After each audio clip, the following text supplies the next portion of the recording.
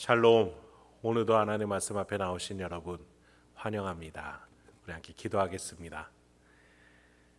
하나님, 오늘도 우리에게 귀한 말씀 주시니 감사합니다.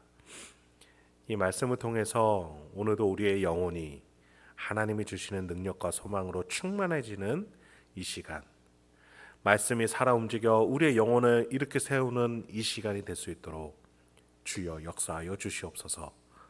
예수님의 이름으로 기도했습니다. 아멘.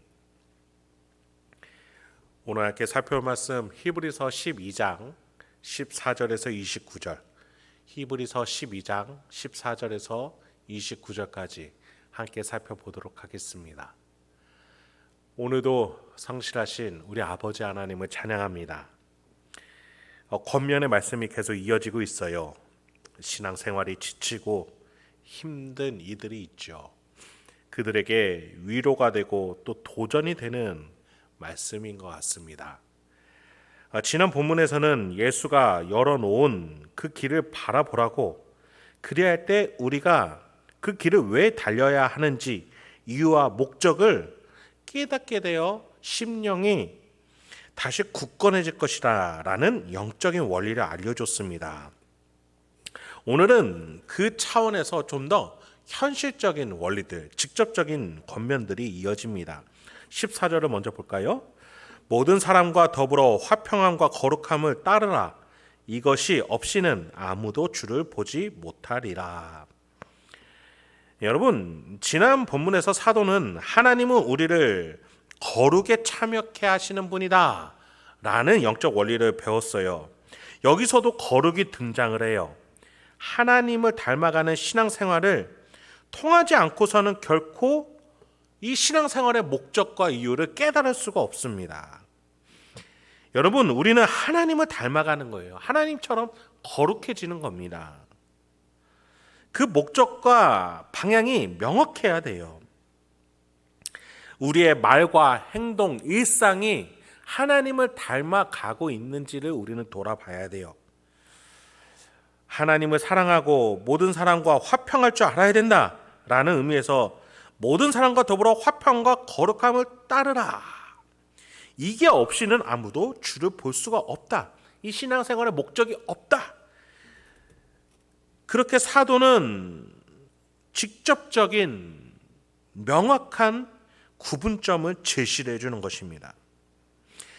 여러분, 무슨 말이에요? 반대로 화평하게 함께 지내지 못할 사람, 거룩하지 못할 사람들은 주를 볼 수 있다 없다? 없다라는 거예요. 일상생활에 이렇게 거룩하지 않으면서 교회만 다닌다고 나중에 하나님을 볼 것이다 라고 말할 수는 없다라는 것이죠. 그런 점에서 15절부터는 그렇게 교회에서 거룩한 방향과 전혀 무관한 자들이 있다라면 그런 자들이 어떤 자들인지, 이들은 교회에서 어떻게 해야 되는지를 명확하게 말해줍니다. 15절입니다.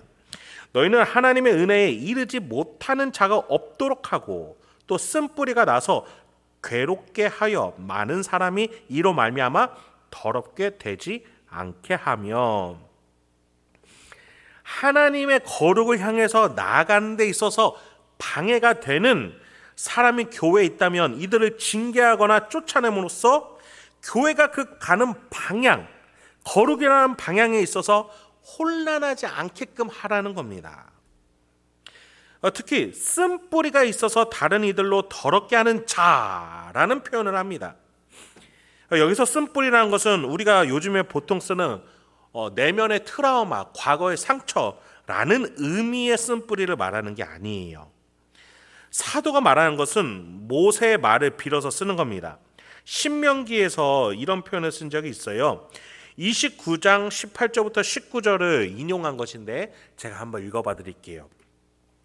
오늘 여기서 서 있는 여러분은 남자든 여자든 가족이든 지파든 누구든지 여러분의 하나님 여호와를 떠나 다른 민족의 신들을 섬기지 않도록 하십시오.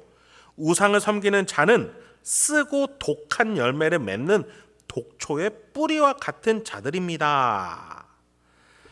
여러분, 여기에서 모세가 이 쓴뿌리를 뭘로 비유하고 있는 겁니까? 누구를 비유로 설명하고 있는 거예요?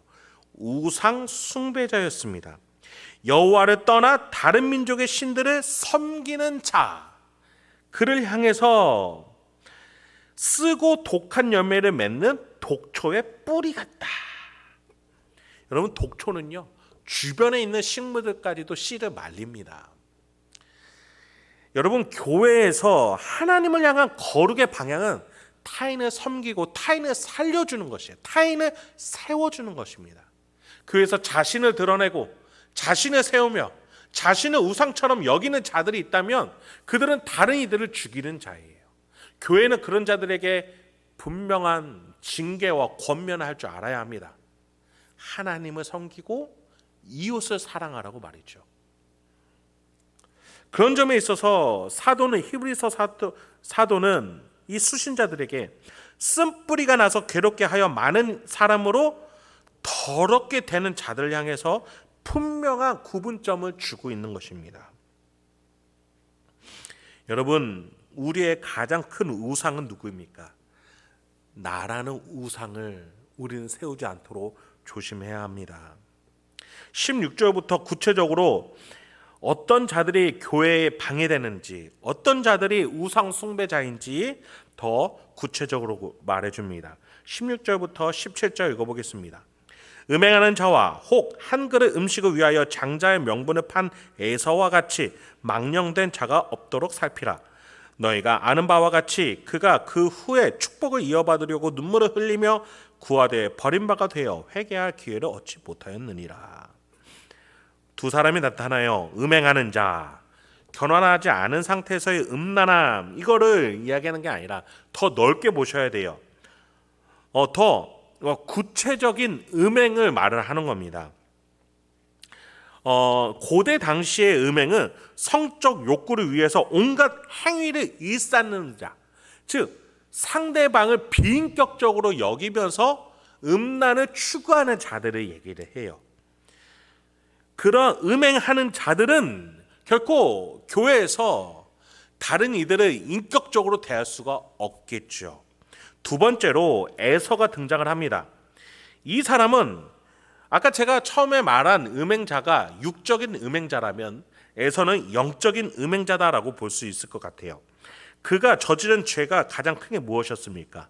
하나님이 주신 장자권은 세속의 욕심, 지금 당장 내가 배고프니 원하는 추구하는 바가 있으니 그것과 너무나도 쉽게 바꿔버린 것이에요.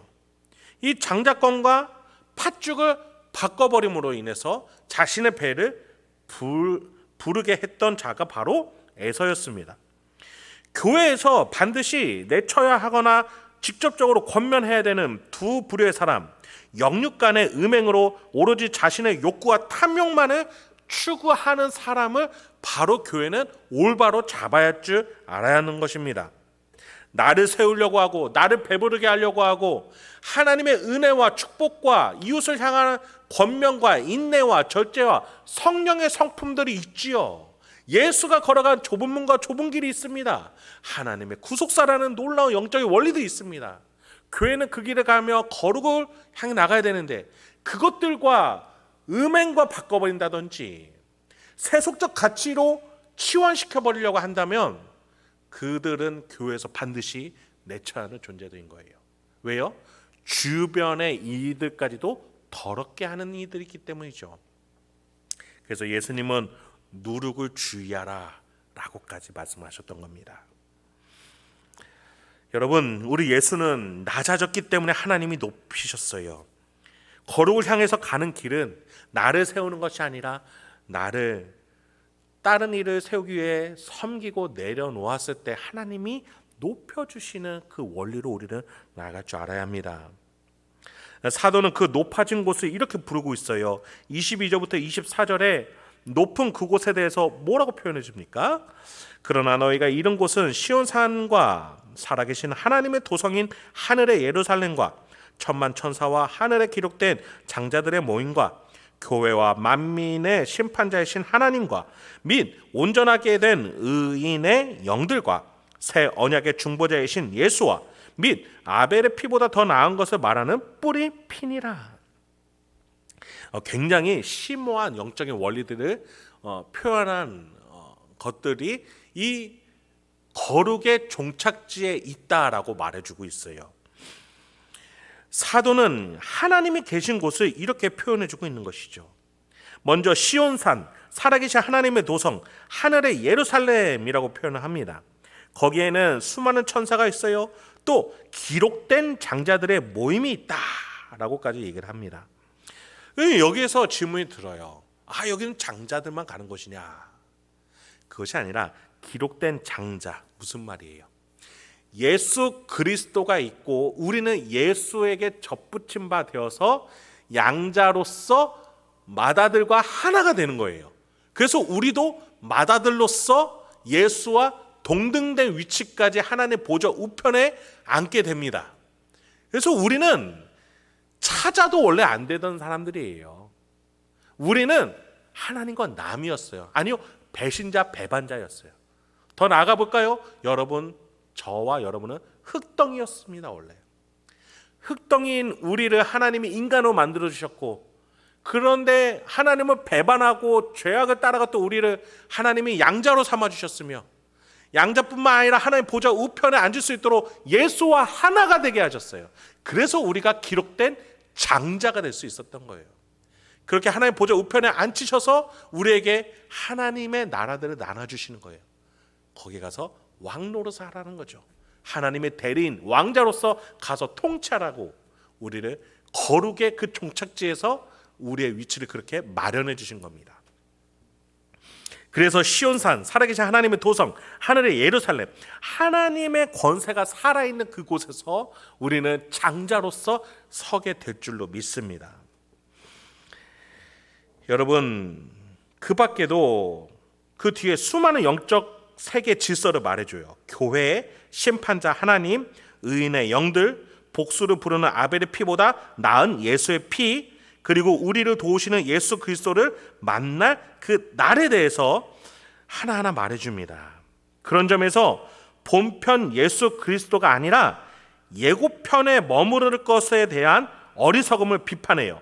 18절부터 21절은 모세의 율법의 때, 즉 예고편의 시대에 대해서 말을 해줍니다. 그때는 하나님께 나아가기는커녕 갈 수 없었다라고 말을 해줘요. 18절을 한번 보세요. 너희는 만질 수 있고 불이 붙는 산과 침침함과 흑암과 폭풍과 나팔 소리와 말하는 소리가 있는 곳에 이른 것이 아니다.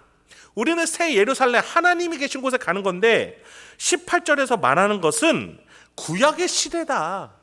그 구약의 시대는 어떤 자리예요? 20절 볼까요? 이는 짐승이라도 그 산에 들어가면 돌로 침을 당하리라 하실 명령을 그들이 견디지 못한다. 뭐예요? 하나님이 계시기 때문에 우리가 결코 나갈 수 없는 때가 이 구약 시대라는 거예요. 동물조차도 갔다가는 죽을 하나님의 임재가 있는 곳은 인간이 범접할 수 없는 곳이라는 것이죠. 모세가 21절에서 뭐라고 말했다고 기록합니까? 모세가 이르되 내가 심히 두렵고 떨린다 했느니라.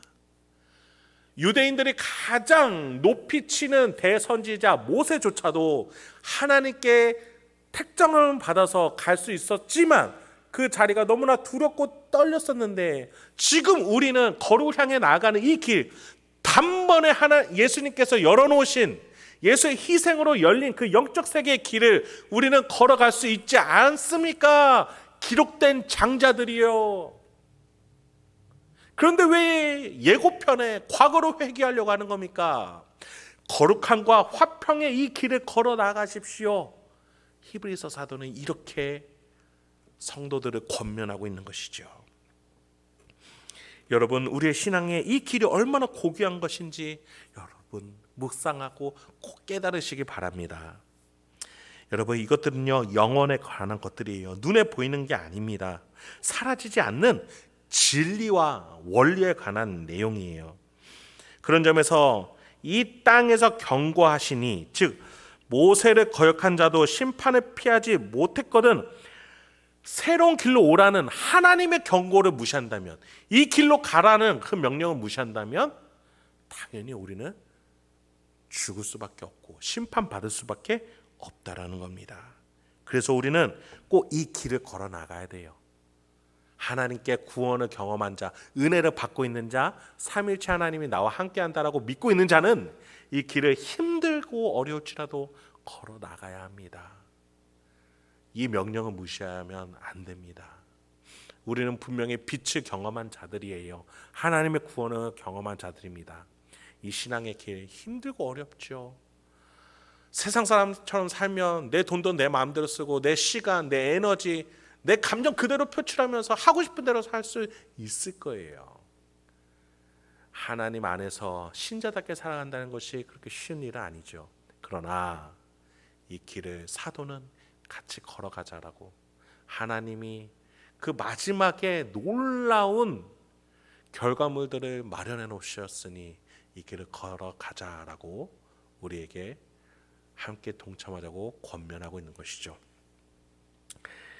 여러분, 우리가 이 길을 함께 걸어나가기 소망합니다. 마지막으로 28절부터 29절까지 읽고 오늘 설교를 마치도록 하겠습니다.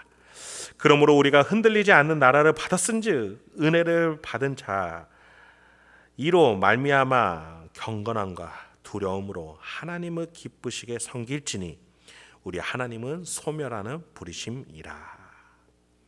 함께 기도하도록 하겠습니다. 하나님, 오늘도 우리에게 흔들리지 아니하는 그 나라, 결코 변하지 않는 이 하나님께로 단번에 갈 수 있는 이 영적인 길들을 허락해 주시니 감사합니다. 이 영적인 원리들을 내 마음에 깊이 새겨서 오늘 내가 말하고 행동하고 선택하고 결정하는 모든 것들에 녹아져 내릴 수 있도록 그 중심에 설 수 있도록 주여 깨달아지게 실천할 수 있게 결단할 수 있게 주여 오늘도 인도하여 주시옵소서. 주님, 주님은 소멸하시는 불이십니다. 모든 변하고 흔들릴 것들을 불태우시고 영원한 것들만 남겨놓으실 줄 믿습니다.